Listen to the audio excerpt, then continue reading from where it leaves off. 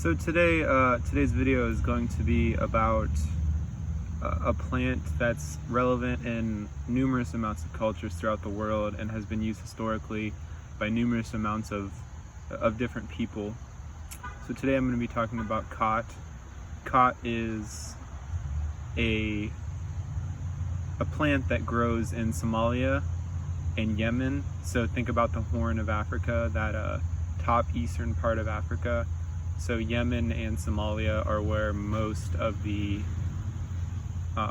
users of khat seem to live, because that's where it grows. Of course, it has been banned in a numerous amount of countries, like the United States. It's definitely banned, and I think the UK too. Because it's very addictive. But the people in Somalia and Yemen are actually allowed to use it as they please, because it's all around them. It's just been taken off our market because there has been some smuggling of the leaves. Now, khat works by chewing the leaves. So think about if you're a person in Somalia. You know, I'm not trying to judge anything, but from what I know, there's a lot of famine in those areas.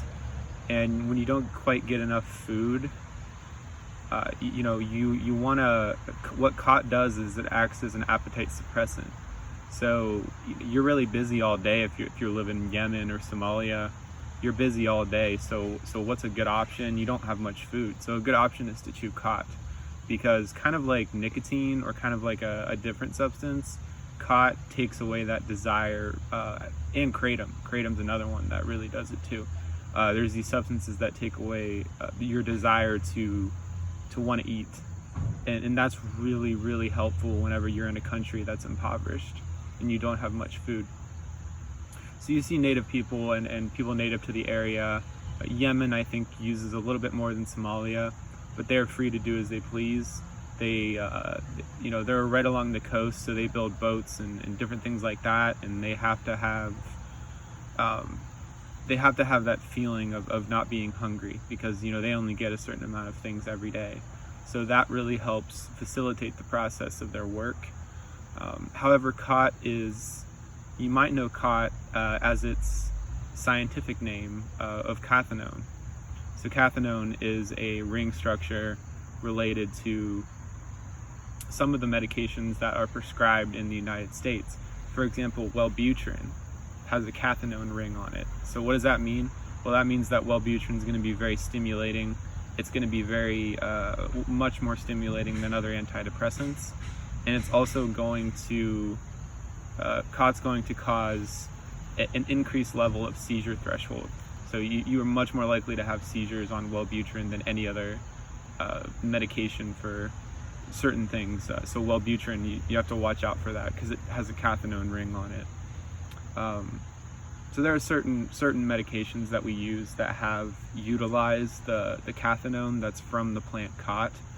But if you're solely chewing the leaves of the plant, it's a very fast sort of addiction.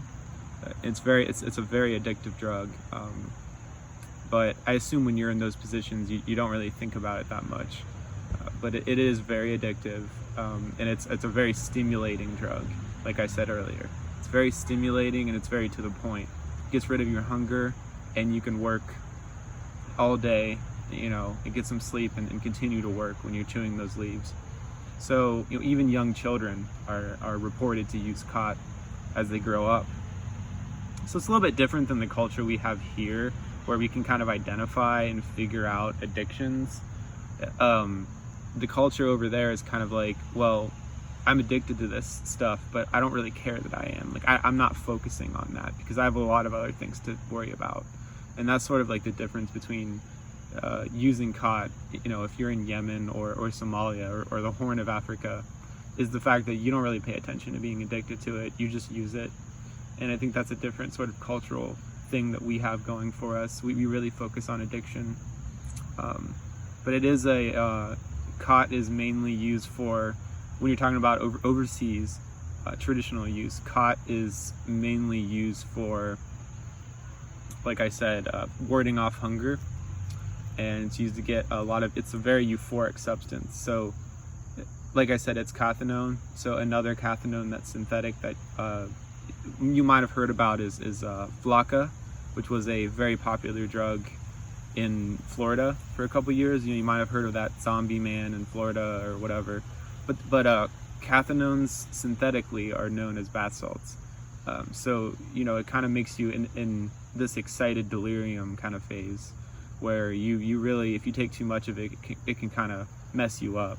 But like I said, over there in the other countries, it's very much of a rite of passage to use Khat. It improves their lifestyle, like I said, because we can't even comprehend what their life is.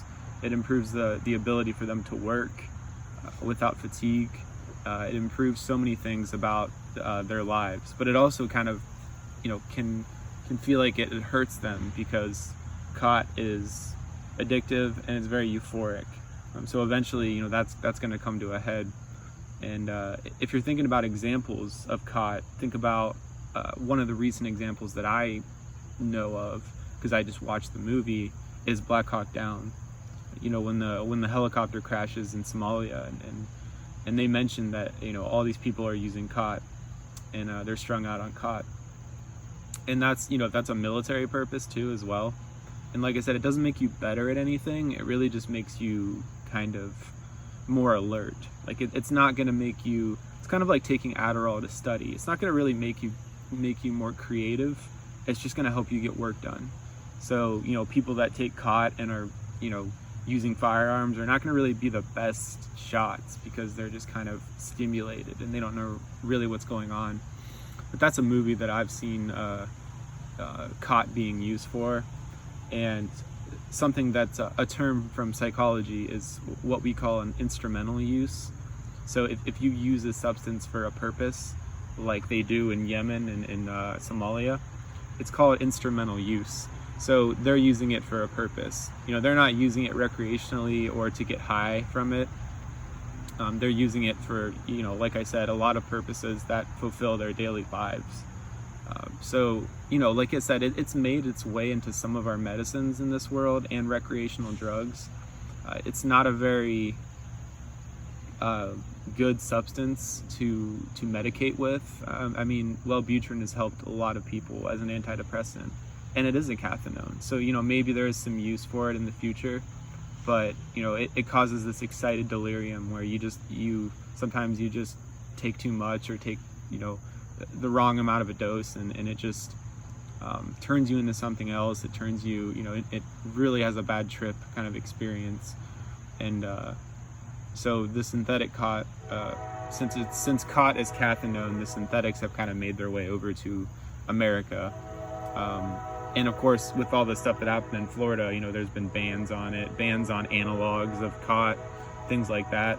But all those alkaloids that are in this plant that are so fascinating kind of can be used in medicine here in America, but we can't use it recreationally. That's outlawed. But like I said, they use it over there. I think more people in Yemen use it, but it's definitely really prevalent in Somalia, and it's their culture. They can do what they want. So I just wanted to make a short video talking about an interesting plant that I really enjoy learning about. So that's my video today, and I hope you guys learned something about a little plant that I find very interesting.